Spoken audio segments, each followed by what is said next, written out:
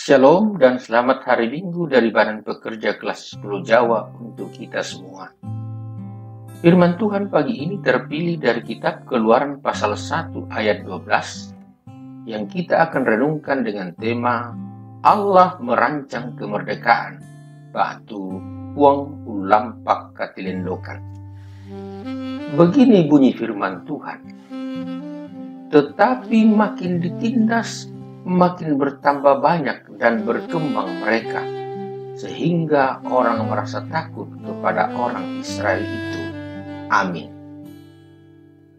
Saudara-saudara kekasih Tuhan, Allah menghendaki setiap orang, sebuah keluarga, sekelompok suku, bahkan sebuah bangsa untuk menjalani hidupnya dalam kebebasan dan kemerdekaan.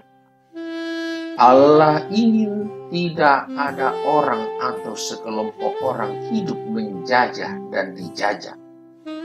Karena hal tersebut menghalangi orang untuk hidup karunia Tuhan dengan merdeka. Karena itu ketika umat Israel yang ada di Mesir sedang menderita karena mengalami perbudakan, ditindas, paksa bekerja, dan anak-anak lelaki mereka yang baru lahir dibunuh, Tuhan segera bertindak mempersiapkan kemerdekaan bagi Israel. Cara Tuhan merancang kemerdekaan bagi umatnya adalah dengan menambah jumlah mereka dengan kelahiran dan berbuat baik kepada orang yang menolong orang Israel bertambah banyak. Saudara, bahwa kemerdekaan itu adalah hak setiap orang. Selain Tuhan, tidak seorang pun dapat merampas hak kemerdekaan orang lain. Tuhan tidak suka kepada orang yang merampas hak sesamanya, menginjak-injak harkat dan martabat manusia lain apapun alasannya. Dan pada akhirnya Tuhan pasti membinasakan orang yang merampas kemerdekaan sesamanya. Pada sisi yang lain, Tuhan menaruh belas kasih kepada orang yang dirampas hak kemerdekaannya. Tuhan menolong mereka dengan berbagai cara. Sebab itu apa yang dilakukan Tuhan kepada umatnya di Mesir adalah kepedulian mendalam atas derita yang dialami umatnya karena ulah bangsa Mesir.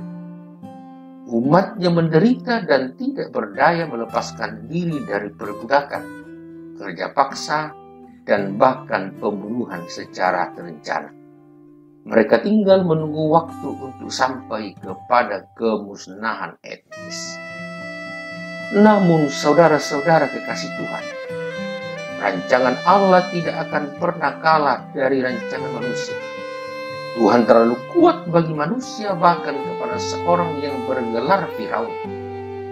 Allah Israel tidak pernah kalah dalam pertarungan dengan siapapun, termasuk dengan Firaun. Karena itu di semua peristiwa di mana umat Israel tersudut, kalah, nyawa terancam, Allah mereka tetap ada di situ. Tidak ada satupun keadaan dan penggalan waktu di mana Allah meninggalkan umatnya.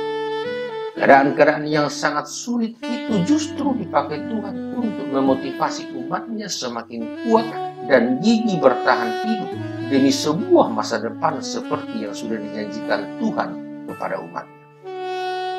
Penderitaan membuat umat Israel semakin teguh dalam iman dan kokoh dalam kebersamaan sebagai sebuah bangsa. Kerinduan untuk menyembah Allah mereka sangat menggebu-gebu, serta harapan akan masa depan yang lebih baik terus digelorakan di tengah penderitaan perbudakan. Saudara, jika kita saat ini sebagai masyarakat dan bangsa Indonesia menikmati kemerdekaan, maka itu tidak lain dan tidak bukan adalah karunia Tuhan kepada kita. Amin. Mari kita berdoa, saudara. Syukur padamu ya Allah, Sang Pemberi kemerdekaan. Kiranya kami semua yang hidup menikmati kemerdekaan ini terus memuliakan Engkau melalui sikap hidup yang benar di tengah kemerdekaan. Sehingga kedamaian terus dirasakan dan sejahtera lahir batin menjadi pengalaman nyata yang tiada henti. Firman-Mu telah kami dengarkan, Oleh kuasa Roh-Mu yang kudus, biarlah firman-Mu ini memberikan kesadaran untuk menghidupi kemerdekaan ini, serta kemampuan untuk saling menerima, bekerja sama, menjaga harkat dan martabat, serta tolong-menolong dalam perbedaan. Dalam nama anak-Mu Yesus Kristus kami berdoa. Amin. Akhir kata kami, tidak ada kemenangan tanpa pertolongan Tuhan. Saudara